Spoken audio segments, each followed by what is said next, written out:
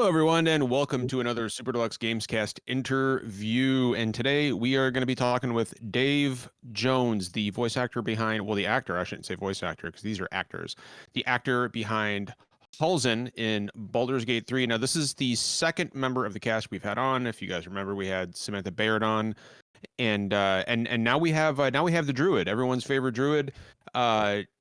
Dave, thank you so much for agreeing to spend a little time with us this morning. I know that your time is valuable, and we deeply appreciate it. Oh, seriously, it's an absolute pleasure to come on, Sam. I had an absolute blast here. So yeah, honestly, I'm humbled to be asked. Thank you.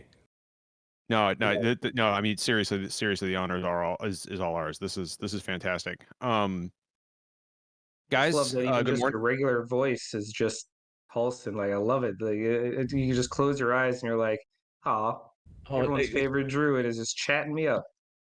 no, it's really not. No, I mean this is a lot more nasally. Holson's he's definitely a little bit more down There there. we go. There we go. Yeah, there's he is. Halsin. Yeah. I love it. But I a lot of people say, like, I mean, I actually have in my head, when I hear amazing characters, like you've got the ability to like be that voice constantly 24/7. Why aren't you that? And then I've got me like this, and then Yeah. I've got the ability to do this. Why aren't you in this all the time? And I kind of get it now. Well, so like I'm gonna go ahead and you know what? I'm just gonna ask the question that there's been one question that I've wanted to ask you ever since I learned you were coming on, and the question is this: what was your reaction to realizing that everyone is thirstier for Halsin than I think any other character in the game? Like the level of thirst for Halsin is beyond the pale. Astarian's up there. It's What's like that? the two of them together. I think Very Astarian's up there, but I mean, I know that on my Twitter feed, for example, I see more thirst for Halsin than I do anyone else. I think that says more about your feed. I was gonna say, I think you self-selected the bear respecters, John. The algorithm works off of your own, choices. So Look, that's man, a you dude, thing. don't judge me for following all the Halsin fan accounts. Come on. No. It's fine. Like, I have an addendum to your question. Is because Dave, how did you react because I remember it all really started when that first announcement came out that you could in fact have sex with the bear. And that's when everything blew up. That is legitimately for Halsin when the character. pre-orders blew up. And I mean, there was other announcements at that same time. It was Yeah. a big trailer, but like that's No, kind of the no, it was mimetic there. part that blew up on social media. Like, how Yeah, did you react, like knowing that was you? Well, I mean, I'll take the first part. Basically, like, when did you realize that there was this thirst? And basically, it was coming to the end of the stuff for early access, and we were still doing lines for it. The game was out in early access, and I was going to this studio to do more sessions, and the guys at Pit Stop, the studio we work at, they were saying, "So, Dave, have you seen Tumblr?" I said, "No." Dangerous set of words. Exactly it. I said, no, I've very, very much been trying to stay away from specifically Tumblr. But I was aware that there were like things on Reddit, and yeah, quite a lot of stuff on Reddit, and but Larian's got their own Discord as well for the fans, and they brought up some stuff, and basically, yeah, I could see that he was very popular in that respect. There were people wanting to climb Mount Halsin, and so yeah. wow. Yeah, yeah, and that was lovely. It was nice that he was like getting not so much popularity in that respect. It was nice that they had something um, to have fun with. Basically, it was that was nice in itself. And yeah, if it wasn't for the fans wanting more of him, not necessarily just the thirst pocket that he is. Right. Um, I think if it wasn't for if it wasn't for that in early access, then there's no way he'd be as big a part of the game that he is now. Do you know what? So I've got my own theory as to why, or well, it's the one reason that Halsin has resonated with players so much, other than the fact that, like, let's face it, he's built like a brick shit house, right? Yeah.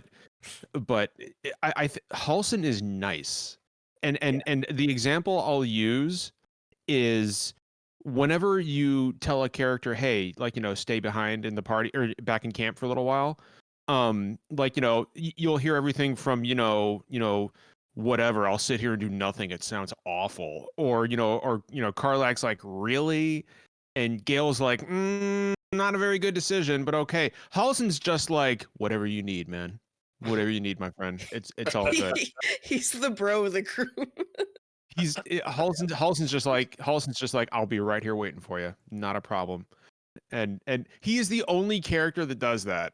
I don't know if any of you and if any of you guys have picked up on that, but Halsin's just like, Yeah, no he problem. doesn't guilt trip you and make you feel like a piece of shit when you leave people in the camp.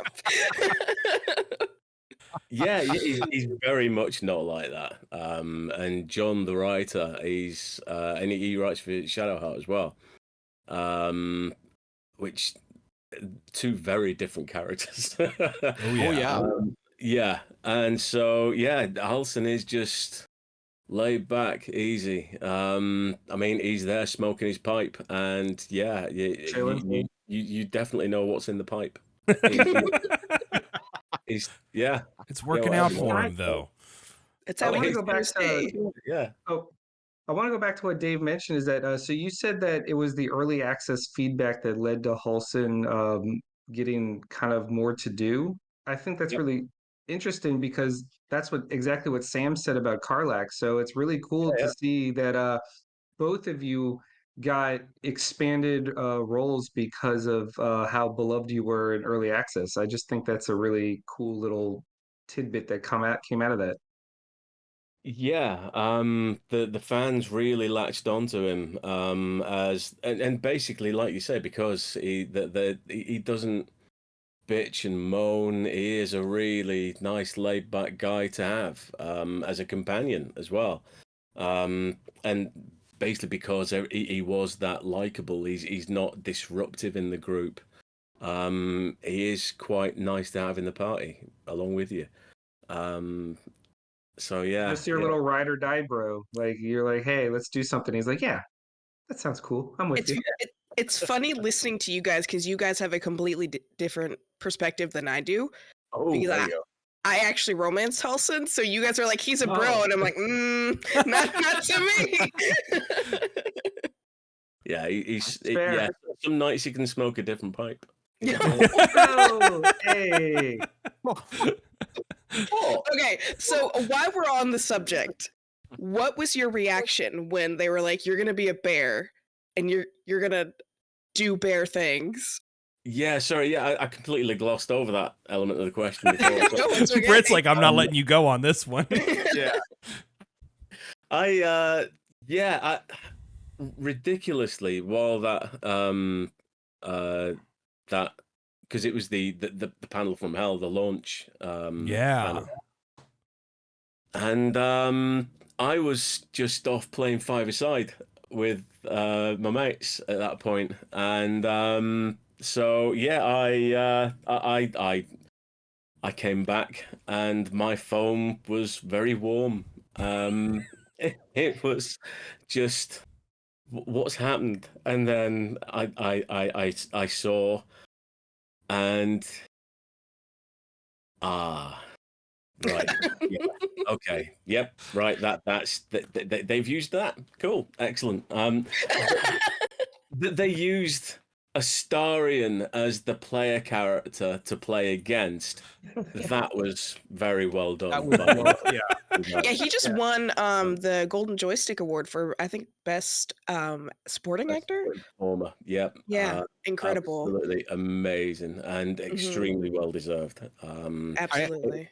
It was Neil and Amelia up for the same award. And I can imagine it being incredibly close. Incredibly close. Yeah, Baldur's Gate swept house in those awards. Like I it was was gonna say, like Yeah. shout out to Dave and everyone involved for just like sweeping that picture of Sven Yeah. trying to hold all of the golden joysticks is Yeah. just a Amazing. delightful one. Well, it's been a I stacked actually- year for Juggling great them all. performances in video games to begin with. I mean, so yeah. Speaking of it's- great performers, I actually just got a message from Samantha. She knows that we're recording with you today, Dave, and she says, "All my love to the Big Bear Himbo Man." I love it. See, we're just like kindred spirits as himbos are concerned. Sam is an absolute gem That of a is human being. so true. I've got a question, Dave. Go for it. We've been talking a little bit about Halsin, and we'll pivot back there, but I am curious as to how you got your start in acting and lending your voice to different characters. Like where did this all begin for you? Well, I did acting like amateur dramatics in my late teens, and then basically got a job where it was shift work 1 o'clock in the afternoon till 9 o'clock at night, like Monday to Saturday. And that basically didn't lend itself to a theatre environment, so it basically went again, just took a back seat, unfortunately. And so years later, I'm in a 9-to-5 job, and basically started to think, no, I need a much more of a creative outlet. So basically started doing things at work that were creative. We had the intranet. I was doing all the pages for that and stuff. We did there were auditions for the adverts for the company as well. And from that, they actually wanted a marketing email campaign, so they sent me down to London for some training. I did some like presenter training, and like on camera training, and then radio training in the afternoon. The radio training, the guy said, "You know what, you're actually all right. In a few months, come back. Here's my card, and we'll like discuss things." And I actually didn't. But I had the USB stick full of all the radio takes and the TV takes, and I put the voice stuff on this Voices Pro at the time. I think it's Mandy now. And somebody got in touch saying, "Do you want to do an induction for a company?" And I said, "Yeah, that'd be great." And I've basically been working with them ever since. Whatever I got from that, seeing as though I was working for the bank as well, I basically put back into training, software, hardware, but primarily training, voice training.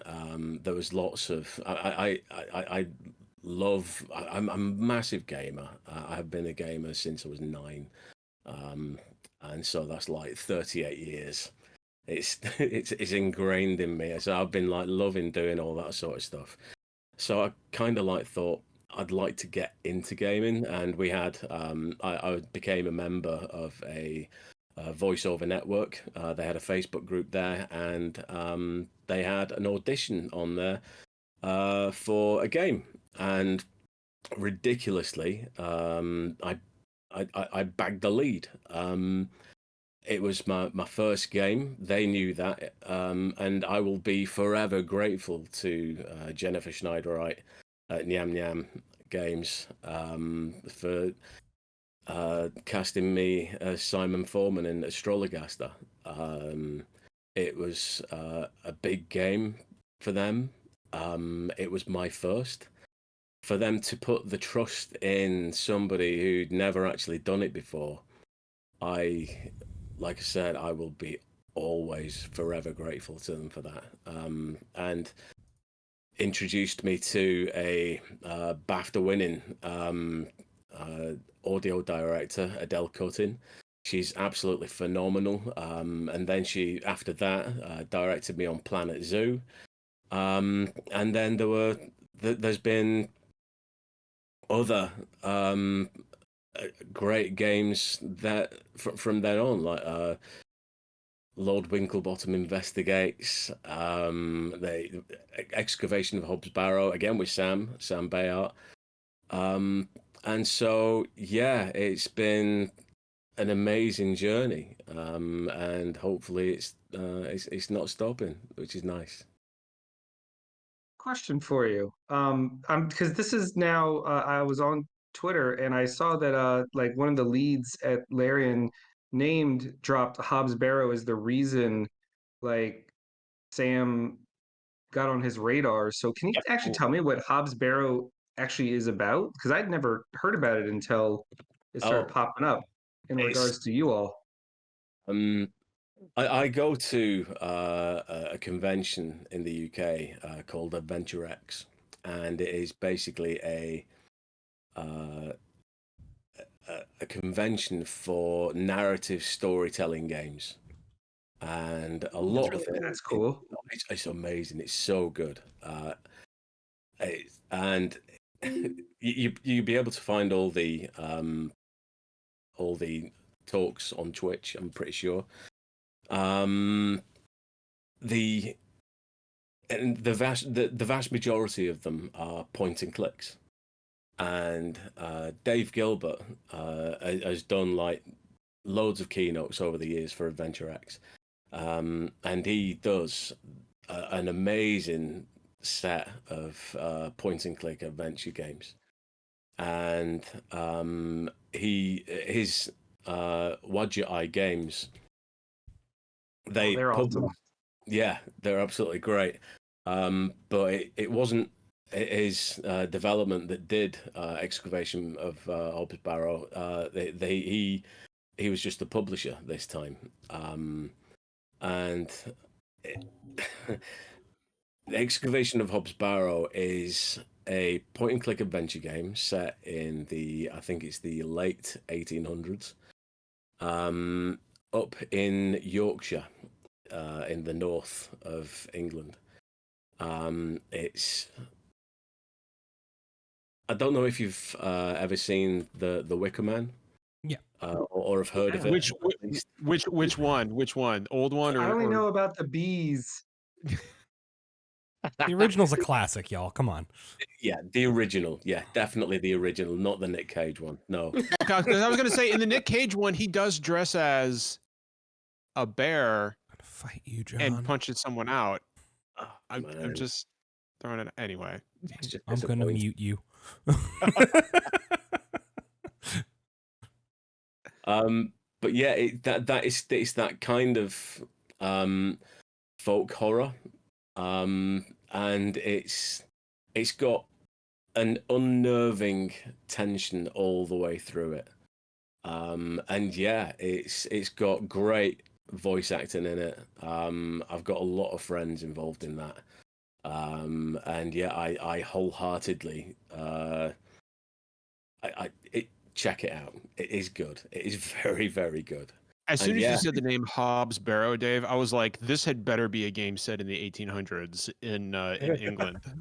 So I was like, with a name like Hobbs Barrow, that's the only choice. Well, and love a good point and click, a good retro styled point and click adventure I actually game. do love point and click. Like I used to play genuinely like, underappreciated genre.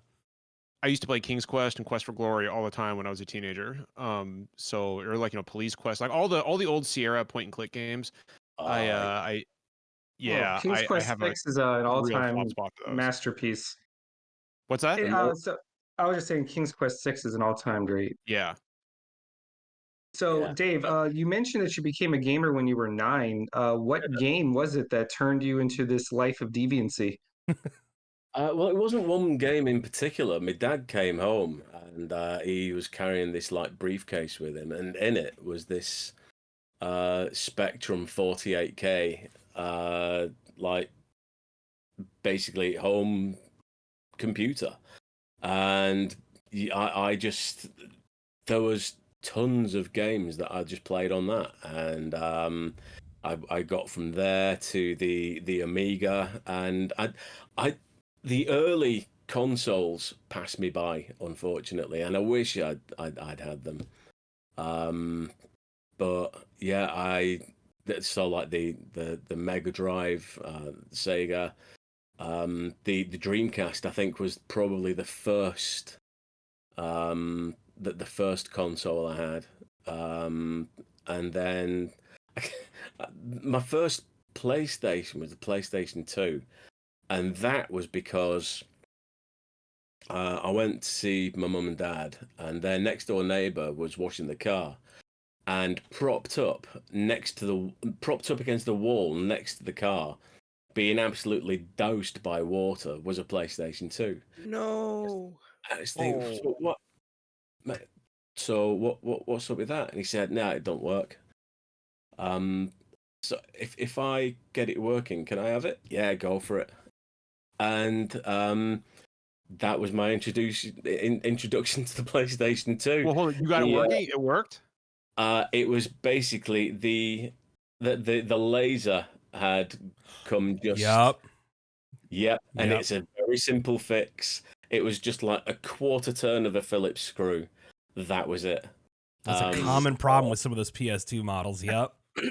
Wow. And so free PS2, baby. Survived the waterfall. Yeah. That was the main thing. I was just hoping that like it'd dry okay. I just obviously didn't turn it on for like a good week after I tried it. You know what's funny is that like it seems like people do that to consoles now whenever they release for like YouTube clicks. Like when the Switch came out, I remember seeing five different videos of like, we're gonna hit our Switch with a pressure washer and see what happens. And it's like, what you know, why are you doing this? The cottage industry of people dropping consoles to see how they hold up, and it's like, yeah. All right, we're gonna climb up one more flight of stairs and drop the PS3 and see what happens. So at some point this thing's not gonna survive anymore. Like, just like, man, what are you doing? And that basically birthed How Ridiculous, and so that they are now the let's throw shit off high things, the kings of it. So yeah. We'll go up and down and throw like bowling balls onto a car. Yeah, cool. And to be fair, I'm actually down with that. It's absolute dude content. I like destroying things, so, like, in a healthy way. In a healthy way. Since the dawn of time, dudes have been breaking things with other things for entertainment, and it's a time-honored tradition. Speaking of time-honored traditions, we have gone off on a terrible tangent, and this is what it's all about. Yeah, I actually want to well, hold. What's that? I said Britt. No, I'm just leaning on. No. I was actually going to pivot to Britt too. Like, Britt, let's get you in here, Britt. Why don't you throw away? I know you got all kinds of stuff rattling around in that head of yours.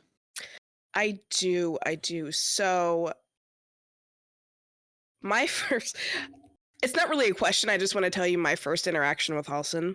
Okay. So I knew nothing about Baldur's Gate. I only got it for the character creation. I was like, I'm not going to play this. I just want to make pretty characters, right? I got obsessed. Like, I have like 400 hours into it. It's like, it's my jam. I love it. It's like character creation.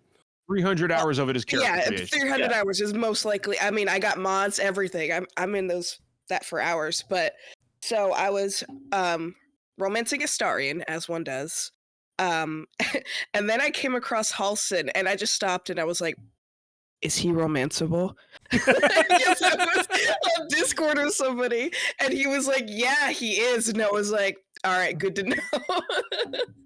But yeah, so it was just really cool for me to not only fall in love with the game, but the characters. And Halsin was one of my favorites. Just he's just silly. He's like he's a bro, but he's also just very down to earth and, you know, has quips and just knows what to say, and just like I just loved him. So when it came to you voicing him, like, did you have a favorite part or any kind of like favorite scene that you did? Ooh,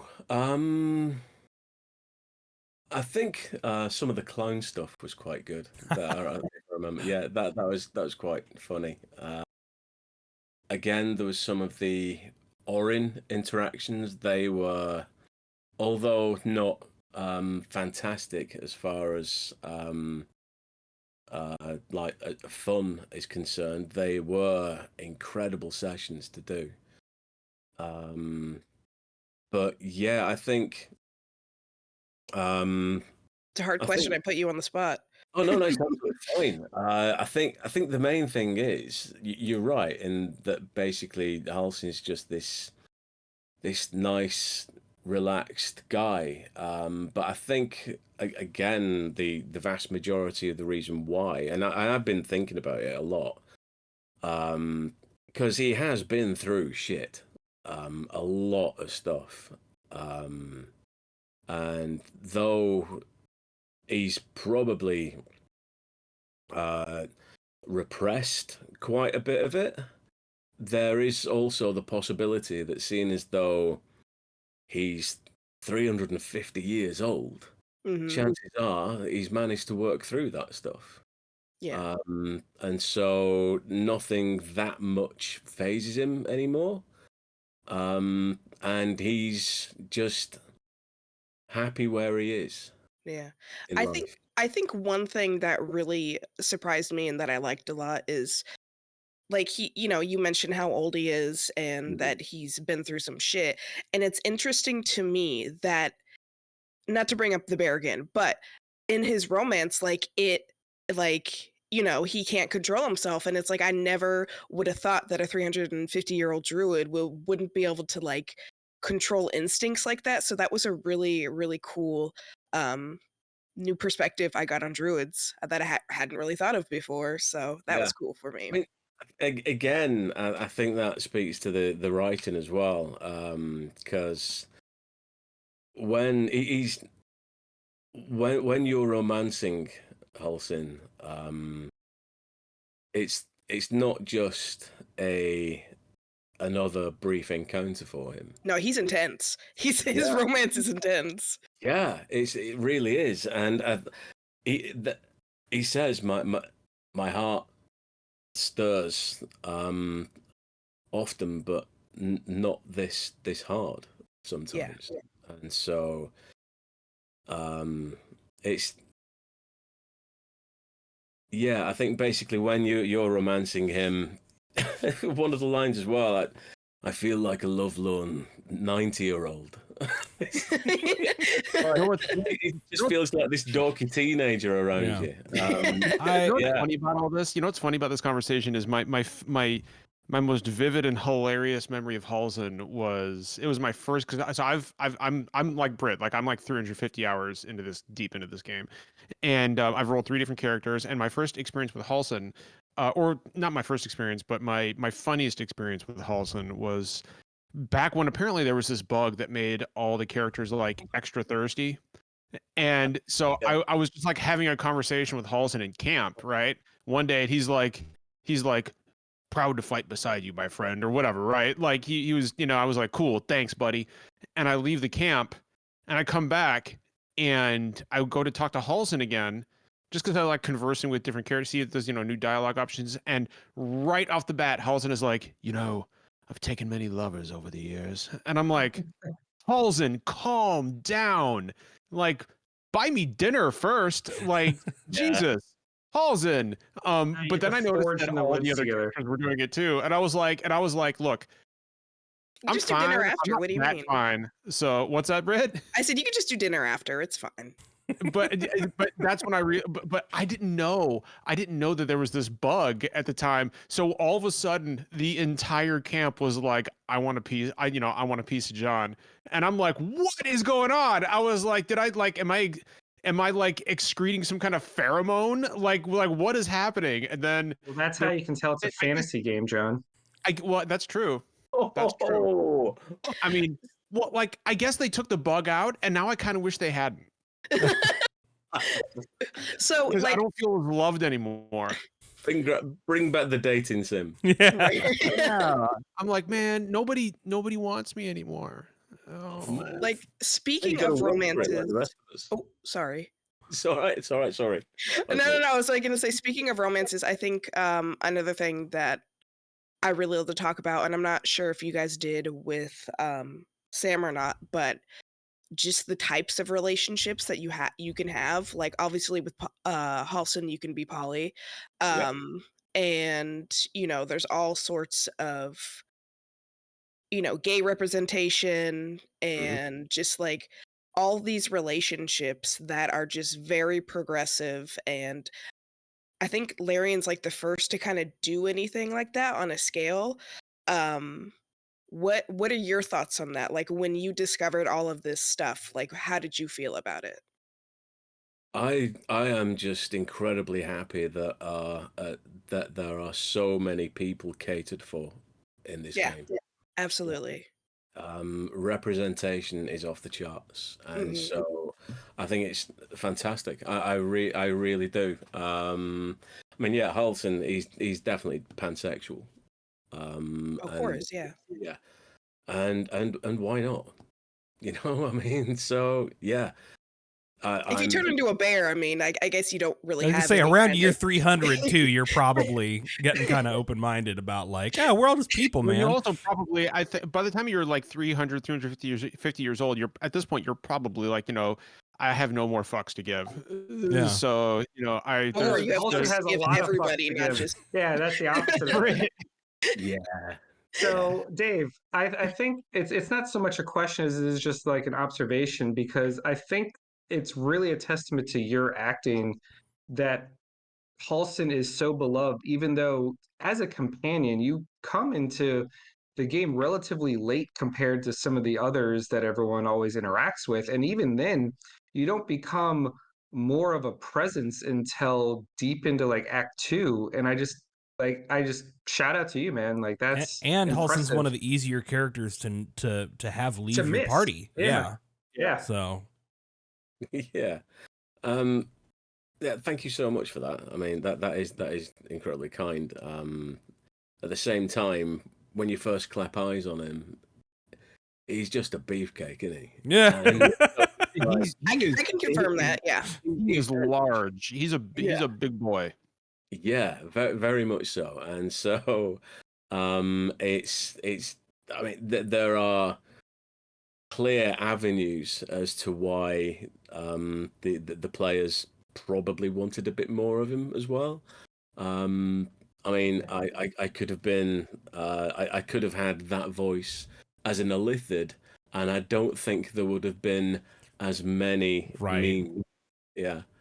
Well, and like I think it's easy for everybody to focus on like the thirst and the popularity and the daddy jokes and things like that, but one of the things that I think, and I have seen people talk about it, it's just something that requires a little bit more complexity to get into, is that in a cast full of like hurt people and misfits, right?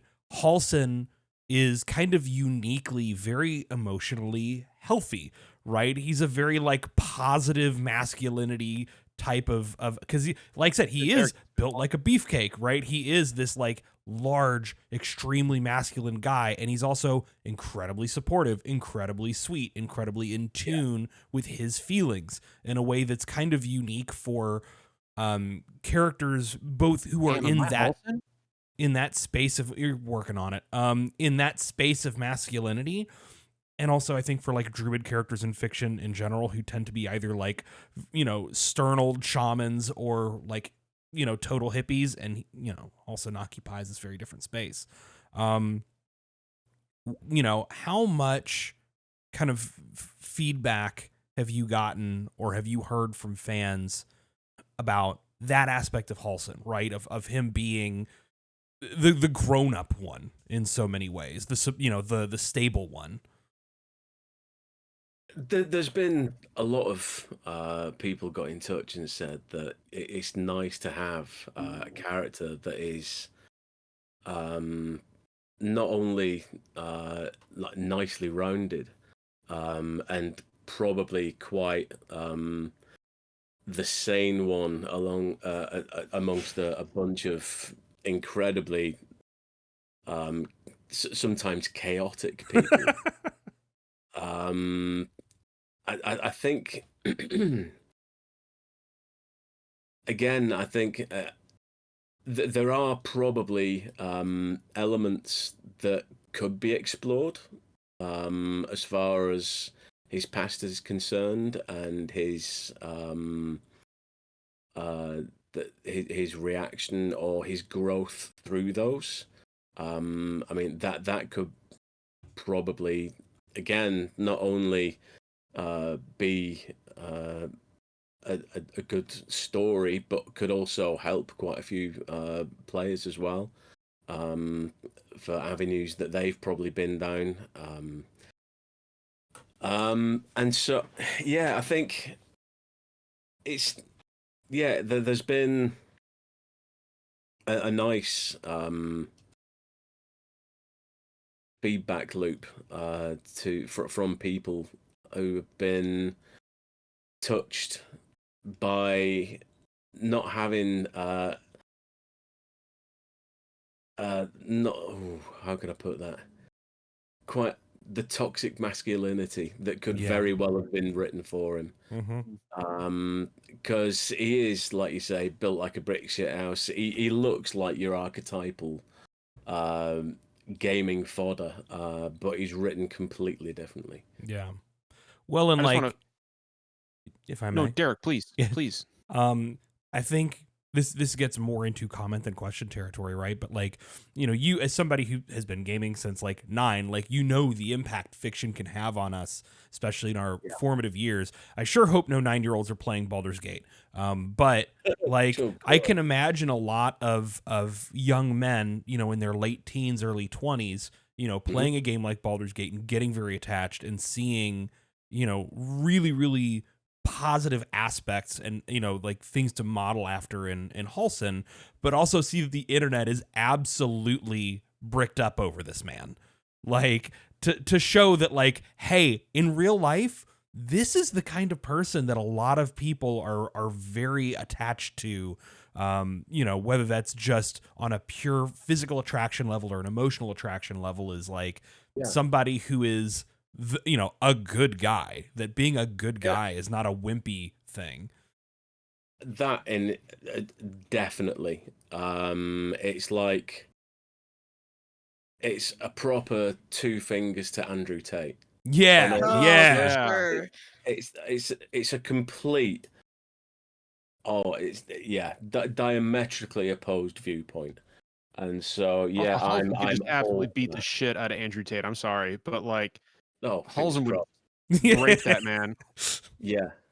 I think it's also interesting that a game that does have so much representation in, you know, this kind of thing where, you know, they want women to be pretty and have makeup and you can't be gay, and, you know, there's like so many controversial, like, I say controversial, but for them controversial like topics and, you know, relationships and everything. Like, I hope with the success of Baldur's Gate, and because it relies so heavy on building relationships, you know, with these characters that have all of these traits, I hope it makes other devs like kind of look onto that and see how good it is, and like start make it more mainstream.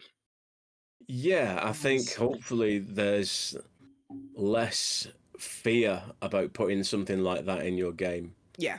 Because there would not even 10 years ago have been pushed back about putting a lot of the stuff that we put in. I remember the Mass Effect trilogy, like famously, is at its time was like a high watermark for queer representation in games, and at the same time it was drips of water in the desert, right? I mean, they were the actual amount of queer content in that series is minuscule, and BioWare had to fight so hard for that, so to see kind of where Baldur's Gate got to build off of what a lot of like older BioWare games were starting to lay the foundation, it gives me a lot of hope, right, for kind of where we're heading as storytellers and artists. I think as well, a lot of it has got to be down to the fact that Larian in itself is not it's not an anomaly in that respect. Yeah, I agree. But it's got a different set of circumstances where it can actually push the envelope without basically without frightening shareholders, and so it's not beholden to other people that will effectively pull the purse strings, and so in that respect they can do exactly what they want, and thankfully what they want to do is very much in the minds of quite a lot of people the right way to do things. Proper, decent representation, and just on top of that, a damn good fucking game. Yeah. Well, I mean, it's people always grumbled when Divinity and then like went the Kickstarter route, and then Divinity 2 went Kickstarter, and then they got the Baldur's Gate license and they went early access. But you know what? If the end result is they get to do what they want on their timetable, then good. Like, cool. I mean, I've got to probably like backtrack a little bit on that. They're not like beholden to shareholders. However, they are still answerable to Wizards of the Coast. Yeah. But thankfully, those guys were just as happy with what Larian were doing. So yeah, thankfully, it was very much a match made in heaven as far as Larian and Wizards were concerned. It's interesting If to you bring know up. anything about Wizards, is that especially in the current resurgence of D&D, like this is pretty much what they go for. So Yeah. good. I was going to say it's interesting to bring up Wizards of the Coast, because an aspect we haven't really touched on, we know you have a lot of history with video games, but what kind of is your history with things like D&D and tabletop gaming? Is this something that you've really never touched on, or like, is this your foray into that world through Baldur's Gate? Yep, I'd never touched it before now. I think as I didn't as far as like multiplayer games are concerned, when I was growing up, it was going around to my mates at lunchtimes from school, and basically the three of us around a PC doing the Return from Monkey Island. Yeah. And basically just all three of us just trying to work everything out. That was it as far as, but yeah, D&D, I've not touched it. I gotta say as well, Cypher, Tanya, she I absolutely we love Tanya here. Yeah. She, when I went to Comic-Con, she went to the panel from Hell, and they were given D&D starter sets. So they had like, and which Tanya was like, we've played this a lot, don't you? So we don't really need the starter sets. But when she heard on another podcast that I'd not actually played it, she brought me that starter set, and so I've got it here. It's awesome. Yeah, That's so cool. That's again very Tanya. She's incredible. Yes. Tanya's she's so absolutely nice. amazing.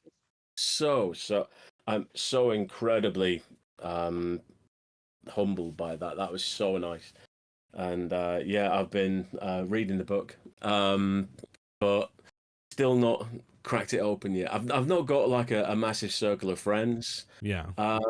Like around here. I feel that. And it's a huge time commitment too. Like genuinely, it's something we've been trying to put together to do some D&D, and it has taken an absurd amount of time to get the stars to align to make that begin to happen. So I think what's also really cool about, I was always interested in D&D, but it was always very complicated to me because I'm a visual learner, and that's something that this game did, was help me learn to understand like how things work, how turns work, like how much you can move, like all the stuff and the abilities. Like it was a really good learning experience for me, and like it made me want to play D&D more. Yeah. I think Has as well, this actually inspired you to play, Dave? see, I saw the one shot that they did for High Rollers. Oh my god, that was so good. Wasn't it? Tim was So good? hilarious. He was, oh my god. Big magic. And yeah, I think I'd probably do something like that. Again with like a good like a big group of people. But yeah, I if it was like a small group, I think I'd probably feel a little bit overwhelmed, or not so much overwhelmed, but in the spotlight probably. So yeah, I don't know. I'd like to. I would like to, because that looked so much fun, and everybody else was like, there were quite a few people who'd never played it before, and everyone was just being like gently guided into it, and yeah, that looked so much fun, and yeah, it was. Would you go druid, or would you want to try something different? I don't know. I'd probably try something different. I think. Why not? If I've got the opportunity to do something different, yeah, hell yeah. Variety's the spice of life, after all. Yeah. So, I've got a question. So, obviously, like I think we're all going to go ahead and assume that Baldur's Gate 3 is probably, I would say, the favorite for Game of the Year at the Game Awards this year, right? I think at this point, I mean, I think at this point the writing's on the wall with this one. It's the highest reviewed game of the year. It's the highest reviewed game in a few years, actually, I think. It certainly made a tremendous impact. And so I think that is the clear favorite for Game of the Year. That being said, even if it doesn't, I mean, it'll be nominated, but even if it doesn't win, Dave, Baldur's Gate 3 is one of the biggest releases in recent memory. And I think I think in terms of impact and sales, it went far above and beyond what anybody involved in the creation of it actually expected, right? Like Baldur's Gate 3 just like really blew up. So I guess my question is coming off the heels of one of the biggest releases of the year, certainly the most well-received release of the year, like what's next for you? Like is there something you want to do? Is there a particular franchise you personally would like to be involved in? Like where do you see yourself going from here? What's the dream Halsin project? Halsin DLC. There we go. I honestly haven't a clue. Seeing as though, like 3 or 4 years ago, I had not a clue how big this would be received. Anything that I start now that would be like fairly biggish, I wouldn't actually see what the end point would be for another 3 or 4 years. And so I think I'm I'm happy to just go with the flow, and see what else. I don't really have any like thing, okay, right, I'll just try and like put that on my mood board, and like I'll try and manifest it. And I'm just, I think I'm probably a bit too much like Halsin in that respect. I'm just like, go with the flow. do you think there's still a certain amount of shock to it all? Because I can't imagine that even 6 months ago you had any clue how huge like you and the rest of the cast were going to be elevated, how popular the game would be and how much that would translate to all of the main cast as performers. You know, to become like an internet micro celebrity dang near overnight is something that you're never really prepared for. The early access was eye-opening in itself. Saying, yeah, okay, right, there's quite a few people very happy to play this. A lot of people extremely happy and very dedicated to play it. When the final panel from Hell got released and the sales just took off, that was okay. That there was an element of right, brace yourselves. Yeah. And when it finally got released and the embargo on the reviews got taken down, that and all the reviews started not even flooding in, because it was too big for them to flood in, and they'd only been given the press codes I think only about a week before, and so there were a lot of placeholder reviews, and so right, okay, for now we're going to say it's good, but we're still playing it. We're going to like put our review up in like a week or so's time. And so when finally and it took about a week for Metacritic to like say, yeah, this is basically a massively, very, very critically acclaimed game. That was when it properly hit home. It was at one point it was like 97 and just like staying there, and it was just like in the like the I still think it's definitely in the top 10 of like highest rated like PC games of all time. I mean, I think it is one of the highest rated games ever released. Like, yeah. Yeah. I mean, I can't. 9-year-old me would not be able to comprehend at all that. It's just insane. I love that for you. And me too, Right? man. Like, It's awesome. Thank Good you. people deserve good things, Thank you. Yeah. which is why Dave Jones gets a great thing. like I want to echo something that Britt and Finn just said in that, like, it's really cool, especially after the year the industry has had with, over 6,000 layoffs and stuff. It feels like these days we're grasping for all the good news we can get our hands on. And definitely I think one of the most positive things for me this year, or at least to come out for the industry this year, is just one, I mean, there's three things really. Like, there's one, the wonderful reception that Baldur's Gate 3 has received. Two, Larian Studios is now on the map in a way that I don't think they ever even expected. Oh, and not at all. and three, all of the talent involved in bringing these characters to life has been received with, I mean, just complete universal acclaim. And all of it is incredibly well deserved. And so in a year where it's frustrating to hear people say, well, it's been a great year for games, because it has, but it hasn't generally been a great year for the people making the games.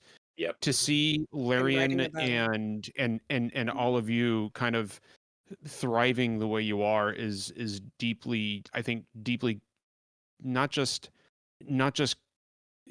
satisfying, but also like comforting for a lot of people, and that, there's still some really good stuff happening in the industry, and this is all a great example of that.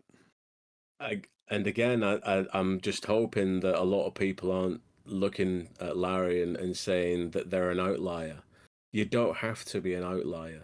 You can still have great, if you've got great ethics, if you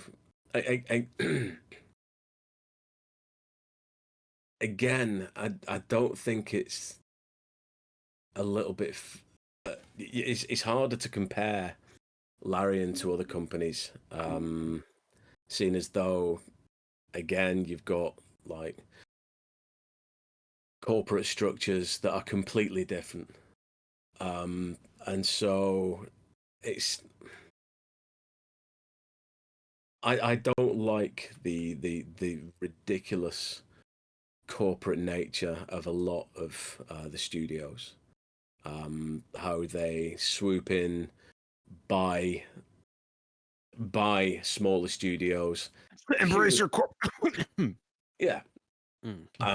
Purely for their IP, and basically just dissolve the studio again.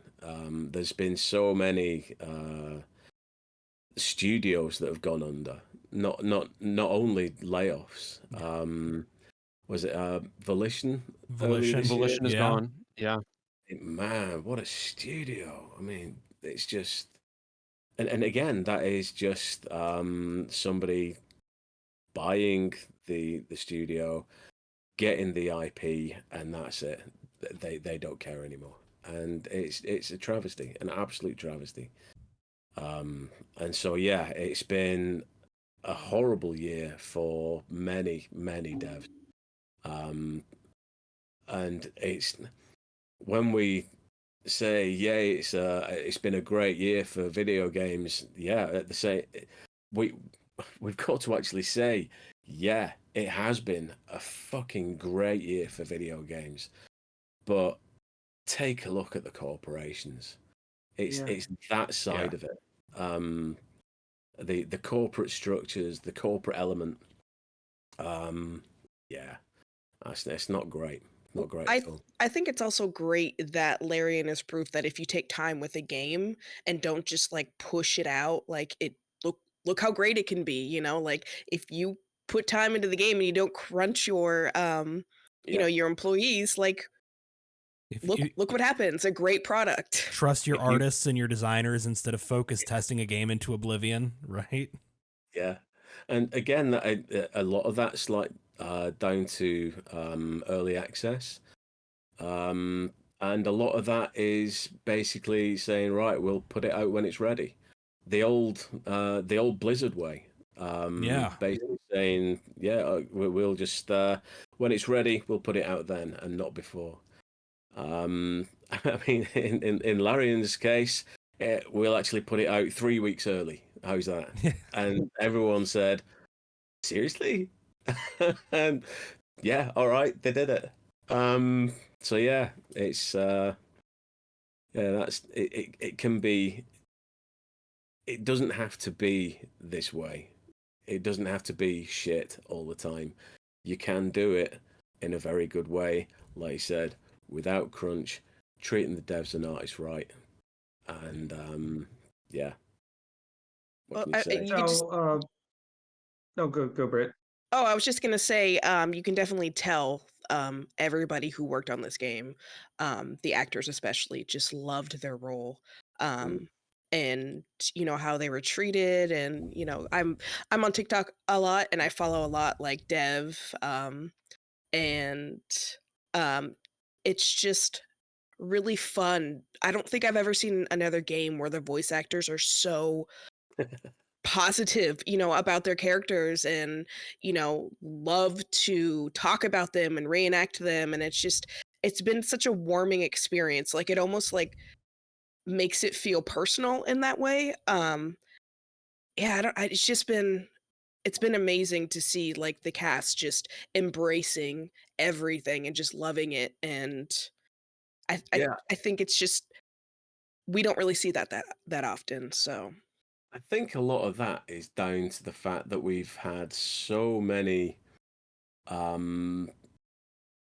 meaningful and incredibly respectful interactions with the fans. I mean, D&D's base inherently is incredibly creative. When you've got when you've got the base that is creative like that, there's going to be a high proportion of it that's going to be very good artistically. And so a lot of the fan art has been phenomenal, so on point. And so everybody that we've actually like talked to in person at conventions, and also just online with the art, and then basically just the videos that we do. It's all of it has been incredibly positive, and it's hard not to carry on and be and still output like not silly videos, but like just funny shit. Yeah, absolutely. And it's Yeah. like it's not just like, you know, the big like name characters. People love the side characters, and Yeah. I can't remember her name off the top of my head, but I think she was the voicing director or casting person, and she like basically goes around and is like, you know, here's the side character that you love. Like they're making a TikTok now because you guys love them so much, you know, and it's awesome to see like even the little guys get representation and love. Yeah. Oh, and there's so many. Like we said, there's like 248 actors in this. Yeah, absolutely. And they're not voicing the characters; they are the characters. Absolutely. Because, like I said, like we've been all those actors for the thousands of characters. They do the performance capture for them. It's not just the voice. Yeah.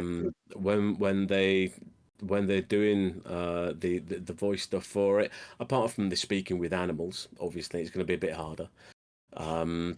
We get suited up, and we're in the not nicely fitting lycra with the markers all over. And so yeah, when you see we are breathing life into those characters, literally, because when we breathe, the characters breathe, and you actually see that. When we breathe in, they breathe in, and so you're actually their life is our life, and the motion capture element, it's so much fun, and we did it so much. Yeah. There's only a small element of voicing that I did, just like purely voiceover, and that's when the cameras zoomed all the way out, and basically I'm just a small character on the screen, and it's basically just when he's fighting and stuff like that. There's not a need for me to be in a mocap suit for that. But that's Right. like an incredibly small part. The rest of it, I'm fully suited up, and we do absolutely everything. And then yeah, so when those when those like 248 actors are putting on that suit, and they're doing all these, and they're not even incidental characters.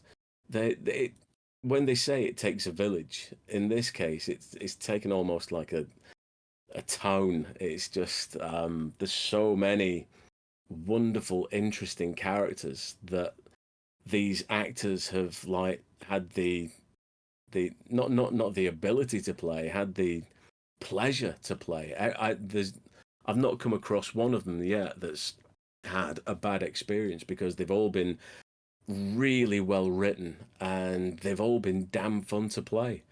And so, yeah, it's not surprising that you've got actors on TikTok with there are no small roles. There's no small roles.